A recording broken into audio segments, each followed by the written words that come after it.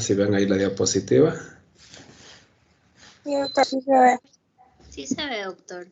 Listo, muchas gracias. Entonces estamos revisando patologías que se pueden encontrar por nuestro estudio radiográfico abdominal. En este caso tenemos a la neumobilia. La neumobilia, como su nombre le indica, es aire en la vía biliar. Se caracteriza por la presencia, pues al haber gas en los conductos biliares, se van a poder visualizar estas imágenes radiolúcidas a manera como de ramitas de un árbol, ¿no?, que están justo en la zona o en la topografía del hígado, ¿no?, a nivel o en la sombra hepática, a nivel del hipocondrio derecho,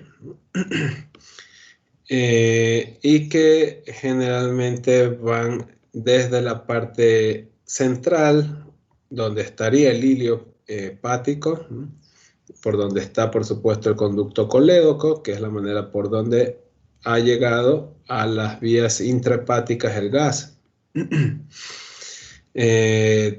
Pues es secundario generalmente a cambios o procedimientos que se ha hecho a este nivel, como unas CEPRES, ¿no?, o procedimientos quirúrgicos o intervencionistas a nivel de lo que es vía biliar, a nivel de colédoco, o también cuando hay las resecciones de la vesícula biliar, donde queda de manera secundaria pues gas en la vía biliar. Pero en casos severos, en procesos infecciosos como unas colecititis enfisematosas, puede llegarse a esta complicación, ¿no? Ahora, la neumobilia como tal hay que diferenciarle de la neumatosis portal o gas en la vía portal, donde los hallazgos radiológicos pueden ser algo parecidos. Vamos a ver también ramificaciones lineales radiolúcidas dentro del hígado, ¿no?, o dentro de la sombra o silueta hepática, pero su característica es que lo vamos a encontrar estas ramificaciones, estas imágenes radiolúcidas en la periferia, en la zona periférica de lo que es el hígado, ¿no?, de la silueta o sombra hepática. Y en casos, bueno, ya de extensa situación, una extensa neumatosis portal, el gas va a llegar a la vena, a la región de la vena porta. Entonces veríamos gas, en este caso en la parte central, perdón, donde estaría el hilio hepático, o inclusive puede haber gas a nivel de lo que se extiende por la vena esplénica hasta la región del vaso. Ahora, estos hallazgos nos indican un proceso patológico grave, que generalmente son derivados de la neumatosis portal, de cuadros isquémicos del intestino, de enterocolitis necrotizante en los recién nacidos, o de cuadros sépticos, donde se desprende el gas de lo que son ácidos intestinales y por donde puede pues ascender, llegar por vía o por la circulación venosa hasta la porta y por ende hasta lo que serían las ramas portales intrahepáticas. La neumatosis intestinal, que sería el paso previo a la neumatosis portal, lo que vamos a encontrar son densidades de aire o imágenes radiolúcidas entre las paredes del intestino, o lo que podríamos ver es como un contorno oscuro, un contorno radiolúcido que va delineando al haz intestinal, como están aquí entre las flechas amarillas, como hay estas líneas radiolúcidas o bordes radiolúcidos circundantes a las haces intestinales. En este paciente adulto, como así mismo estas líneas radiolúcidas que impresionan estar en la periferia del intestino, que remarcan la pared intestinal, ¿no? Esto nos indica que hay un cuadro de isquemia intestinal. Por eso en los niños, en los recién nacidos, es frecuente encontrar esto en los casos de enterocolitis necrotizante, esta es radiografía abdominales de un niño, o en los adultos, en cuadros, por ejemplo, de una isquemia mesentérica o enfermedades autoinmunes. Ahora, si bien la radiografía nos puede ayudar para detectar a esta patología, la tomografía es mucho más sensible como estudio de imagen para valorar a la neumatosis intestinal, ¿no? Que lo podemos detectar como este contorno hipodenso, oscuro, hipodenso, que delinea a la pared, en este caso que está también señalada entre pequeñas flechas amarillas, que delinea la pared del intestino, ¿no? Y nos indica que hay isquemia.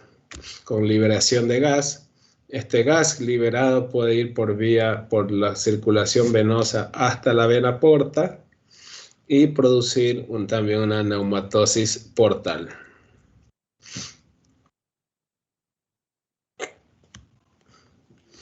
Calcificaciones apreciables en la radiografía. Nosotros nos podemos guiar por su localización para poder dar una aproximación de cuál es su origen o qué órgano el que está afectado. Hay que tener en cuenta que la radiografía abdominal tiene una baja sensibilidad para poder identificar per se a las calcificaciones, por eso es que no es un estudio que nos ayude de manera absoluta para lo que es valoración de cálculos en diferentes órganos. Para esto nos ayuda bastante la tomografía.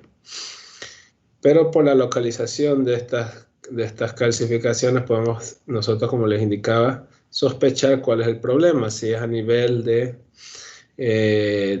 lo que es hipocondrio derecho, pues puede corresponder a cálculos en la vesícula, o en casos severos una vesícula en porcelana, donde toda la pared de la vesícula está calcificada.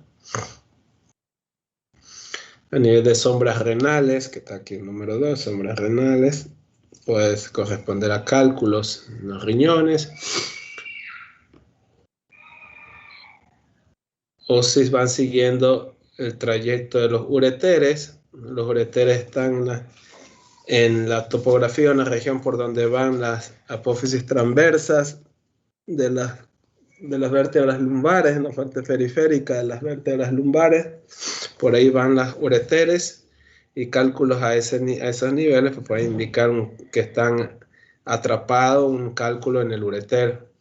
A nivel epigástrico, calcificaciones típicas de las pancreatitis crónicas, una calcificación de la glándula pancreática, o pueden ser también a nivel adrenal, o incluso en la parte medial, por donde va la aorta, ¿no? Pueden en ocasiones formarse aneurismas de la aorta que se calcifica su pared, ¿no? O en su defecto, la arteriosclerosis de la aorta abdominal, ¿no? Con paredes calcificadas favorecen la formación, el aparecimiento de aneurismas que pueden ser entonces visualizables como imágenes o dilataciones centrales con paredes cálcicas. Aquí vemos ejemplos de calcificación, lo que sería en la región de la sombra hepática o hipocondrio derecho, que serían calcificaciones en la vesícula, o una calcificación de toda la pared vesicular, la vesícula en porcelana, apreciada en rayos X. Un caso de calcificaciones a nivel epigástrico, que nos indicaría pues un paciente probablemente con una pancreatitis crónica, con ya lesión de la glándula y formación de estas calcificaciones, o en este caso, por ejemplo, de calcificaciones en regiones de las glándulas suprarrenales.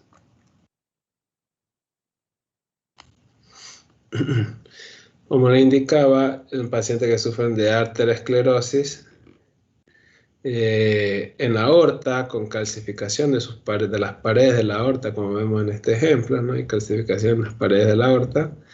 Estos pacientes pues tienen una alta probabilidad de experimentar o sufrir aneurismas, dilatación aneurismática de la aorta. Entonces vamos a ver a la zona dilatada de este vaso con calcificaciones de su pared, ¿no?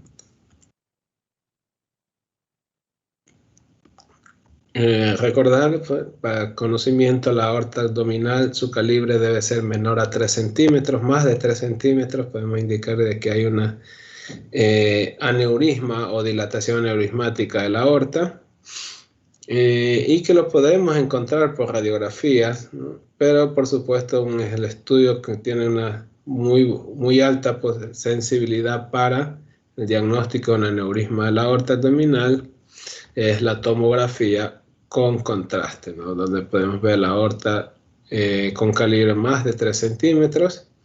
En la parte central que está hiperdensa, en este caso es por el contraste que está en el interior en la luz, y en la periferia está la parte trombosada por la presencia del aneurisma. En caso de procesos inflamatorios intestinales, tal vez como se indica, el lugar más común es el colon, las llamadas colitis, sea una colitis ulcerativa, una enfermedad de Crohn, situaciones de isquemia o trauma. Lo que el hallazgo radiológico que podemos encontrar es un engrosamiento de la pared del intestino, ¿no? Con edema que es visualizado o caracterizado por engrosamiento de la pared. Y otra es edema de la mucosa, que son las presencias de estas como impresiones, aquí está el esquema, impresiones digitiformes, en el colon que se proyectan hacia la luz, ¿no? Es decir, se pierde el patrón de obstrucciones o abollonado del colon, ¿no? Por el aparecimiento de opacidades de aspecto como los dedos de una mano, ¿no? Aspecto digitiforme, un engrosamiento de la mucosa con este patrón digitiforme. Otra es que hay una pérdida, puede haber una pérdida de las obstrucciones con teniendo la forma o el aspecto de un tubo, el colon en tubo, y puede haber pérdida de materia fecal en el colon izquierdo, ¿no? Como en estas radiografías, aquí donde les señalo que está en anemotecnia, color verde, tenemos lo que son la patrón digitiforme, todas estas como imágenes blancas, ¿no? Opacidades digitiformes que están entre las obstrucciones con aire en su interior. Es un aspecto por edema de la mucosa, en este caso del colon. Y la otra segmento del colon descendente aquí, vean cómo está la pared gruesa y el aspecto tubular en este caso del colon descendente, lo cual es típico en este caso de lo que llamamos el colon en tubo. Eso se da en los casos también de una colitis.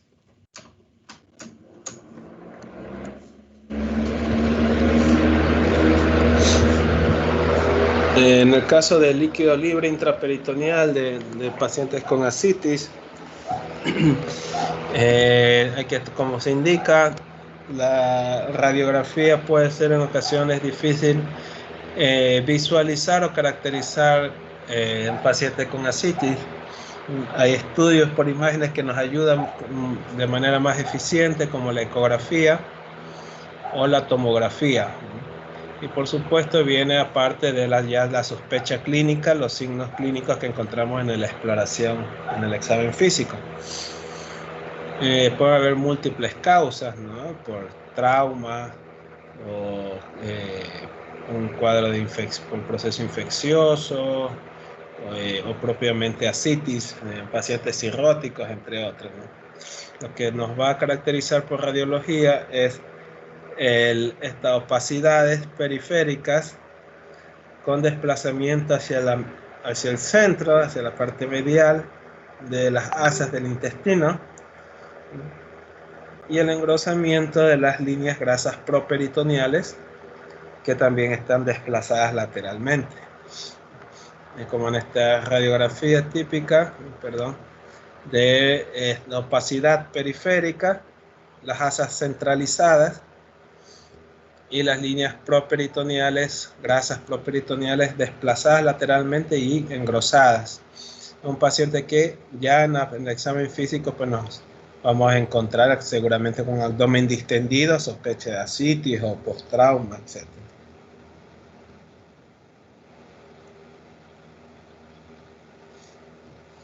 La ecografía es un tipo de ecografía especial que se llama FAST, la ecografía FAST. el cual viene de siglas en inglés, el cual nos hace referencia a la evaluación o valoración focalizada y rápida de ciertas áreas del abdomen en búsqueda de líquido en pacientes de trauma, ¿no? Así que el afán de la ecografía FAST es de la detección rápida de líquido libre intraabdominal, generalmente puede ser sangre fresca, intracavitario peritoneal en un paciente post-trauma. Hay que tener en cuenta que la ecografía FAST lo podemos solicitar a un paciente de trauma o politrauma y en un tiempo que no haya pasado de 4 horas, ¿no? En las primeras 4 horas tiene utilidad la ecografía o lo podemos solicitar como ecografía FAST, ya que lo que queremos es saber si es que hay o no líquido libre, nada más.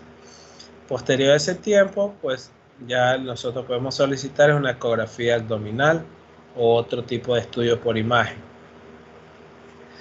Las áreas donde vamos a buscar, donde se va a visualizar por ecografía, que están aquí representadas con números, a nivel de lo que es epigastrio, justo en plano subsifoideo, por debajo del apéndice sifoide, para poder valorar al pericardio, ver líquido pericárdico, libre pericárdico, luego los hipocondrios, derecho e izquierdo, buscamos el líquido a nivel del espacio espleno-renal o espacio de Morrison, o el espacio hepatorrenal o espacio espleno-renal.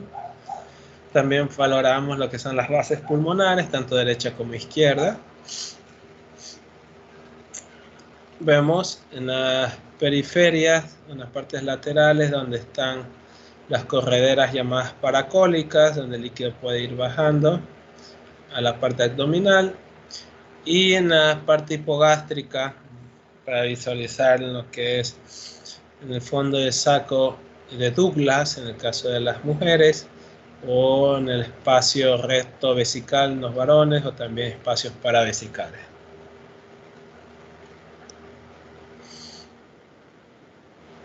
En tomografía podemos ver signos específicos de un abdomen agudo o un proceso inflamatorio agudo intestinal. Uno es el engrosamiento difuso de la pared del intestino. Como ustedes verán, adopta la forma como de una donna, aspecto de donna, este engrosamiento circunferencial del intestino. Otro es el deshilachamiento, el aspecto como deshilachamiento de la grasa mesentérica, o como hebras o cabellos de aspecto claro, hiperdenso en la región del mesenterio. Normalmente, recordemos en tomografía, la grasa que tiene una baja densidad, una baja atenuación, color oscuro, ya sea la grasa que vemos aquí de lo que es tejido celular subcutáneo, o la grasa también intraperitoneal, intraabdominal, intraperitoneal, que debe verse o debería verse el mismo tono, la misma densidad oscuro. Pues en este caso hay un aumento de la atenuación en tomografía por un proceso inflamatorio. Como deshilachamiento es algo típico del proceso inflamatorio abdominal. Puede haber líquido libre también, que se deposita en áreas libres intracavitarias. Aquí nuevamente vemos el engrosamiento de aspectos como donnas de la pared del intestino. En este caso hay líquido libre circundante a las asas. Aquí vemos pues asimismo este signo, el deshilachamiento de la grasa mesentérica, que es un proceso inflamatorio. Nos ayuda a saber que aquí hay en esta región tenemos un cuadro inflamatorio intestinal. En este caso tenemos también con un engrosamiento de este segmento, de esta asa intestinal, presencia de líquido libre. O en caso podemos ver también niveles hidroaéreos.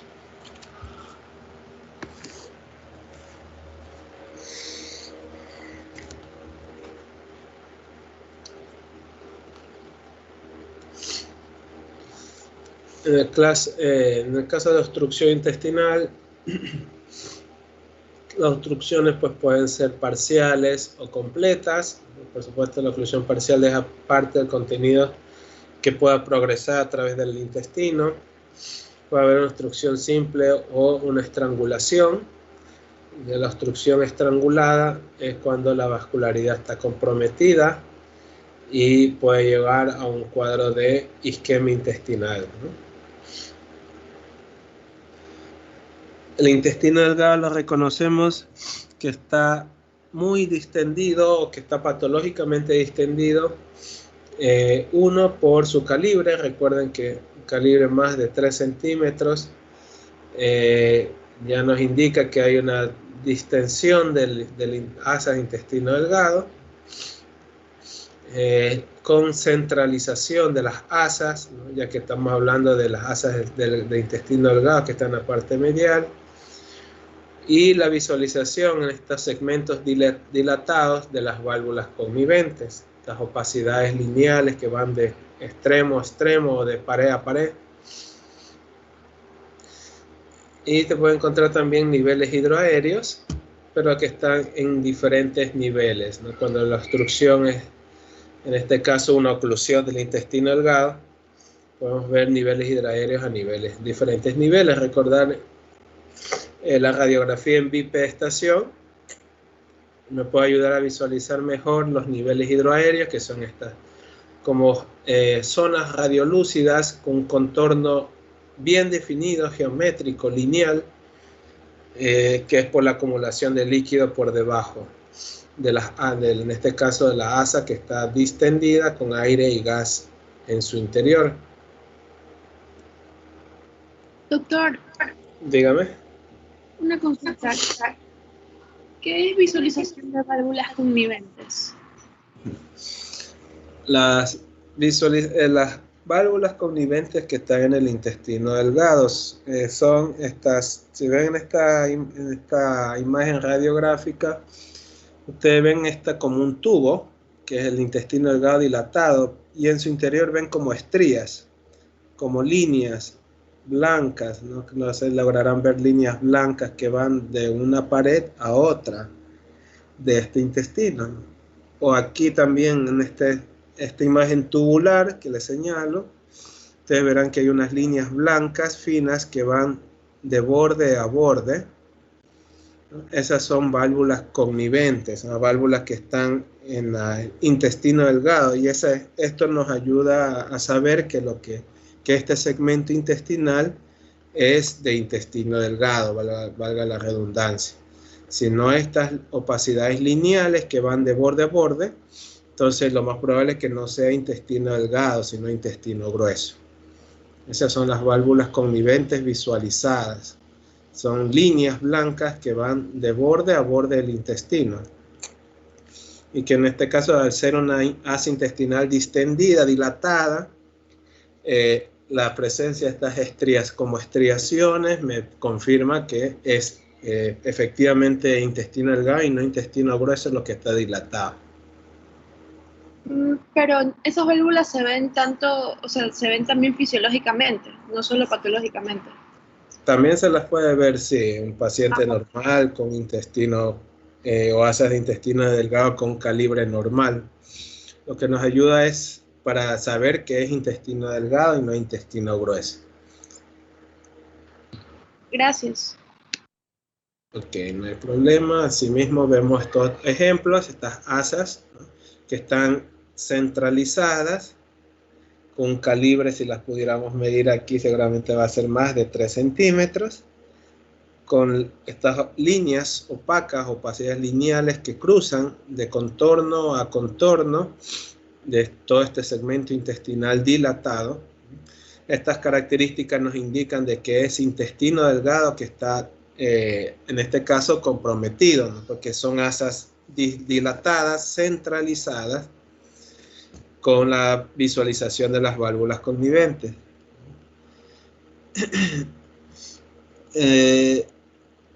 Como ya vamos a ver más adelante, no solamente puede estar dilatado el intestino delgado, sino también el intestino grueso, que se lo va a visualizar periféricamente, pero claro, ahí va a tener este aspecto abollonado en las obstrucciones y no la presencia de las válvulas conniventes que corresponde al intestino delgado.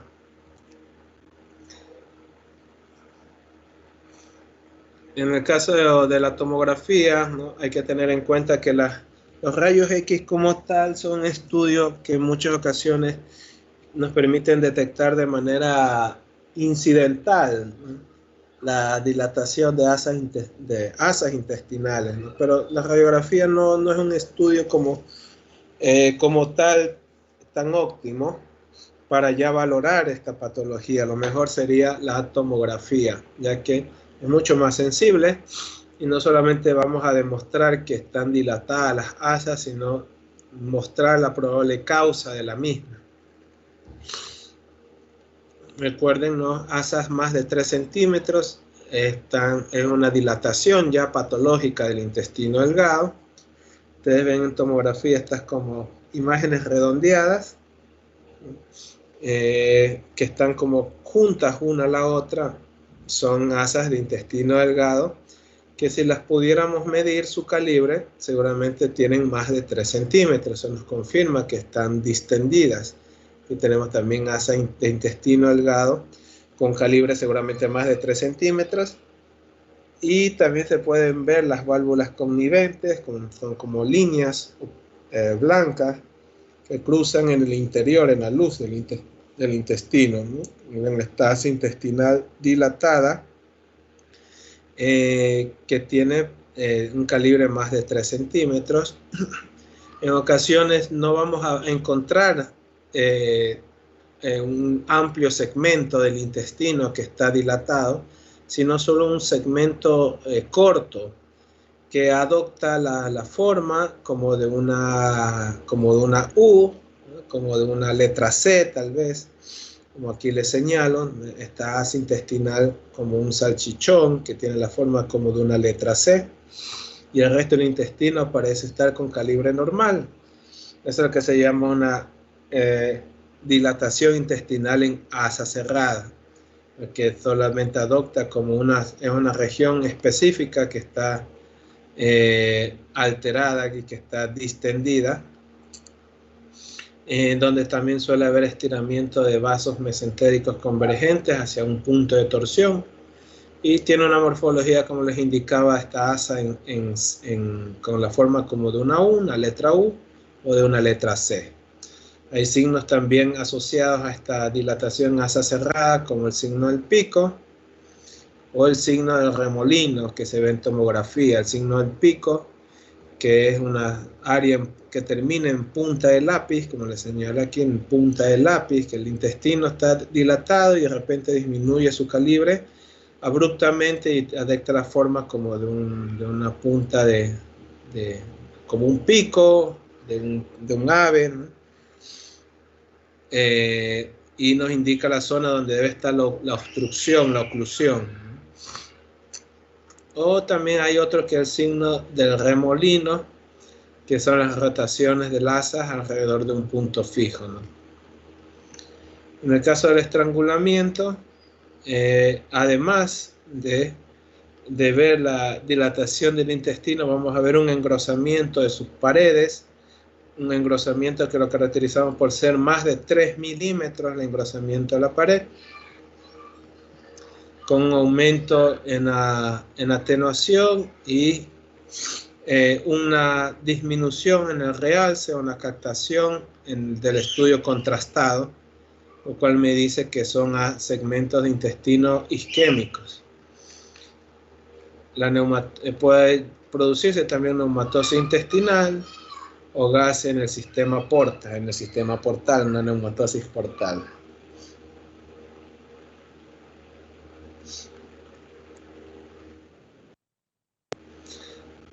Ahora, también tenemos lo que se llama el ilio, ¿no? El ilio intestinal o ilio adinámico, o también denominado muchas veces como ilio paralítico, es la interrupción de la peristalsis habitual. Puede ser por, perdón, Puede originarse por diferentes causas, ¿no? Pues por causa inflamatoria, como las gastroenteritis severas, en un proceso infeccioso intraabdominal, metabólico, posterior a un trauma, o también postquirúrgico, entre otros. Aquí lo que tenemos es una parálisis del intestino, no algo que lo esté ocluyendo, obstruyendo, sino una parálisis del intestino, que generalmente no solamente afecta al intestino delgado, sino también al colon, e incluso hasta el estómago. Por eso vamos a tener una dilatación proporcional del estómago, intestino delgado y el colon. Con niveles hidroaéreos, pueden haber niveles hidroaéreos, pero en un mismo nivel, y la dilatación, en este caso del intestino, cuando es adinámico, suele ser mayor que cuando hay una oclusión mecánica. Y puede no haber gas en la ampolla rectal. Como vemos en este ejemplo, vean cómo están. Hay una gran distensión de las asas intestinales, pero no solamente centralizadas, sino también hacia la periferia, lo cual indica que seguramente el colon también está comprometido. Acá vean cómo está comprometido, hay una gran distensión de las asas que ocupan todo el abdomen de manera generalizada. Eso es lo que me indicaría, lo más probable es que esto está producido por un cuadro adinámico, ¿no? Un ilio paralítico. Y cuando se forman niveles hidroaéreos, se caracterizan por ser en un mismo plano, en un mismo nivel, existir los niveles, como aquí ven cómo está este nivel que está digamos en una misma región, luego hay otro nivel amplio en que están en la misma región, otros niveles que están a la misma altura. Esto es típico del hilo intestinal paralítico. ¿Cómo nos podemos nosotros por radiografías diferenciar entre una obstrucción, un hilio mecánico y un hilio paralítico? En el caso de la obstrucción o oclusión intestinal, la presencia en niveles hidroaéreos va a estar en diferentes niveles, ¿no? Como ustedes ven aquí, están en diferentes regiones los niveles hidroaéreos. Y generalmente la obstrucción intestinal, pues la parte distal, a donde está la obstrucción del intestino, va a estar colapsado. Entonces, usualmente puede haber una ausencia de visualización del colon. En este ejemplo solamente veo asas dilatadas centralmente, y en la placa en bipedestación se visualizan los diferentes niveles hidroaéreos, pero en diferentes niveles. Mientras que en el hilio paralítico los niveles hidroaéreos siempre van a estar en un mismo nivel o varios niveles en un mismo plano, y pues también va a estar comprometido el colon, puede estar todo el tracto intestinal afectado.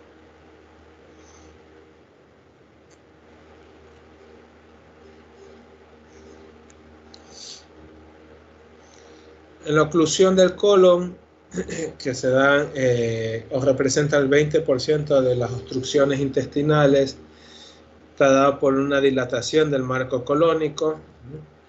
Generalmente podemos encontrar una parte proximal, que es la que va a estar dilatada, y la parte distal colapsada. Pueden ser múltiples las causas, tumorales, la diverticulitis, o por un vólvulo, una impactación fecal. Los hallazgos radiológicos, lo que vamos a ver es marco colónico con un diámetro mayor a 6 centímetros, excepto, recuerden, el ciego, que el ciego puede llegar a medir en su diámetro hasta 9 centímetros. Entonces, si el ciego pasa de 9 centímetros, tenemos una dilatación patológica. Se puede encontrar un punto de transición, que es la región donde el colon distendido disminuye abruptamente su calibre, y suele ser esto por la zona donde está la obstrucción. Y generalmente en este caso las obstrucciones del colon van a ser visualizables Como ustedes ven, este aspecto como abollonado de este segmento, y periférico, que es colon distendido. No vemos las líneas opacas que siempre crucen de extremo a extremo, que serían válvulas conniventes. Eso me quiere decir que lo que estoy viendo aquí dilatado es colon y no intestino delgado. Y las obstrucciones van a ser visualizables cuando está ocluido el colon, salvo que hay una excesiva distensión, como ya vamos a ver ciertos ejemplos. Aquí vemos radiografías de colon ocluido y dilatado. Vean cómo está todo el colon muy distendido, con calibre seguramente sus segmentos más de 6 centímetros. Y se logran ver en ciertos segmentos lo que serían las obstrucciones. Aquí está la mnemotecnia, todo el colon distendido, hasta una región donde abruptamente termina, donde podría ser un punto de transición, donde está la probable oclusión. O como aquí está todo el intestino completamente dilatado, que ocupa toda la región abdominal. De igual manera, otro ejemplo es cómo puede estar todo el colon completamente distendido, que me ocupa toda la región abdominal, ¿no? Y no me permite visualizar a las vísceras o lo que sería el intestino delgado. Un tipo de oclusión del colon es el volvulos, que es la torsión del intestino, el cual gira en su propio eje y torsiona también al mesenterio, causando una obstrucción parcial o completa. Hay dos tipos de volvulos: el volvulo sigmoideo, que son los más comunes, el volvulo sigmoideo, seguido por el volvulo cecal. Entre los síntomas tenemos la isquemia intestinal, que se da cuando hay torsión de la vasculatura, o también en estos casos pues podemos tener la característica de oclusión intestinal con seguramente distensión de todo el abdomen. Aquí en ejemplos como en la intervención quirúrgica se puede ver un segmento de intestino delgado completamente dilatado y con este aspecto como de un segmento torsionado, típico de los volvulos. A los volvulos, por el aspecto que tienen la radiografía, nosotros podemos saber si es del sigmoides o del ciego. El volvulo sigmoideo es frecuente en ancianos o en personas que tienen una dieta rica en fibra. Causa el 75% de los casos de volvulos y representa hasta el 8% de las obstrucciones generales del colon. Es una obstrucción en asa cerrada, ¿no? Porque es un segmento que está completamente torsionado y limitado. El hallazgo radiológico típico es esta formación ovoidea, que lo describen con aspecto que impresiona ser un grano de café. O también lo describen como la imagen de una U, una letra U invertida. Toda esta región de aquí es el colon, que está, o el volvulo colónico, que está dilatado por su torsión. Y es tan importante el grado de distensión que se pierden las obstrucciones. Por eso se ve como el aspecto como de un globo que está completamente inflado. Que ejemplos de volvulo, un segmento intestinal completamente distendido que tiene el aspecto como de un grano de café, con la parte central de esta línea blanca que es la interposición entre las paredes del sigmoides torsionado, en un aspecto en grano de café o de un aspecto como de una letra U invertida. En cambio, el volvulo cecal se da en pacientes entre los 30 y 60 años, también obstrucción en asa cerrada, y la torsión se da justo por arriba de la válvula iliocecal. El hallazgo radiológico es esta imagen amplia, radiolúcida, que es diferente, tiene el aspecto como de una letra, el aspecto como de un riñón, como que fuera de un riñón, o el aspecto como una coma o de un feto. Y es el ciego que está completamente dilatado, torsionado, distendido y con una posición ectópica diferente. En este caso, pues sí se pueden a ciertas ocasiones encontrar un poco o ciertas austraciones. Aquí vemos otros ejemplos, es muy diferente. La imagen de un vólvulo sigmoideo, ¿no?, que tiene aspecto como un grano de café, a estas imágenes que dan el aspecto como de una letra U, como de un riñón o de una coma, ¿no? Vean cómo tiene el aspecto como de una coma, o algunos lo ponen como de un feto o de un riñón. Y es el ciego que está completamente torsionado, movilizado hacia la parte, incluso hacia el epigastrio, movilizado. Y esta región incompleta es la zona donde se ha torsionado el ciego como tal, ¿no?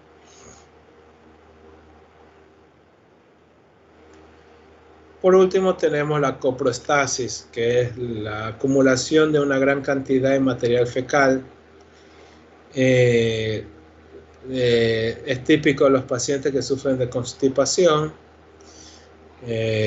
Generalmente por un paciente que sufre de estreñimiento, constipación, su diagnóstico es clínico. Esto puede ser un hallazgo accidental, o a lo mejor la valoración radiográfica de un paciente que está con cuadro abdominal importante, ya que la coprostasis puede llevar a un cuadro abdominal importante. El hallazgo radiológico es la presencia de materia fecal abundante que tiene aspecto moteado. Aquí ven, ¿no?, todo está como imagen o imágenes de aspecto como moteado, granular. Es materia fecal que sigue el contorno del marco colónico y que por supuesto ven que llega incluso a dilatar al colon, ya que las heces tienen este aspecto granular, ¿no?, por la mezcla de burbujas de aire con también con materia fecal. Y que este es el aspecto que pueden ustedes ver en un paciente de estreñimiento crónico que a lo mejor llega a la emergencia con un cuadro doloroso abdominal importante, ¿no? Una coproestasis, una acumulación de materia fecal compactada, abundante en todo el marco colónico.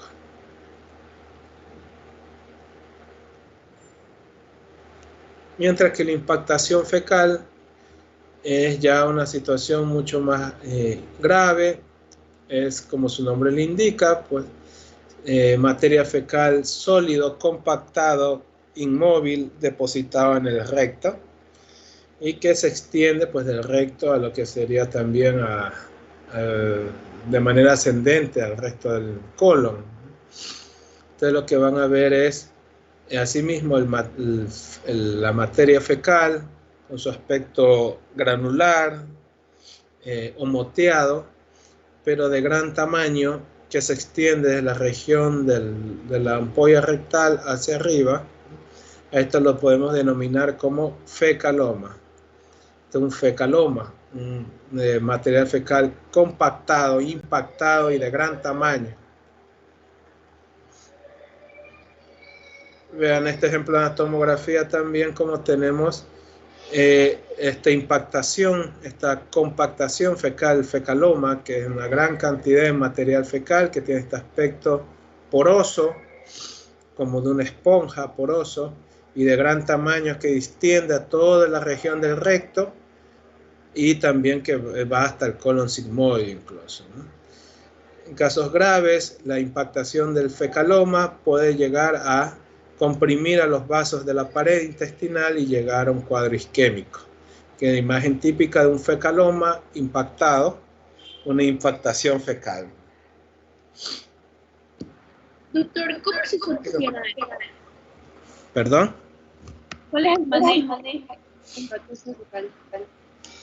En ese caso es un poco complicado porque lo que se puede tratar es hacer con lavados rectales o enemas, hacer estos enemas, poner estos enemas Flick que se llaman, ¿no? Para lo que uno suele utilizar cuando se va a hacer un lavado del intestinal y del colon y del recto antes de ciertos estudios radiológicos. Bueno, se hace la aplicación de estos enemas Flick para intentar suavizar al material fecal y luego con unos aparatos especiales tratar de ir como rompiendo a esta estructura para ver si el paciente los puede ir eliminando por vía rectal. En caso de que esa ya no se pueda, pues ya tendría que el paciente ir a cirugía para ya por vía en quirófano extraer todo el fecaloma.